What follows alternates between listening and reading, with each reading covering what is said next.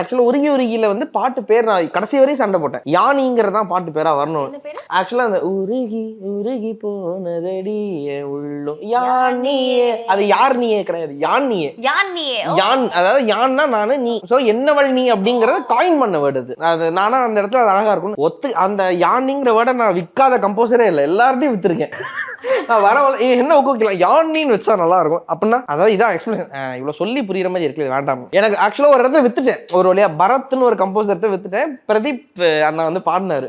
So அவர் பாட வரும், நான் ரெக்கார்டிங்ல இல்லை. ஸோ அவர் பாட வரும்போது யானின்னா என்ன அர்த்தம், அது லிரிசிஸ்ட் ஏதோ சொன்னார், மறந்துட்டேன் சார். தெரியாத எதுக்கு வைக்கிறீங்க, நம்ம யார் நீன்னு பாடிக்கலாம் அப்படின்னு சொல்லி அவரே மாற்றி பாட்டாரு.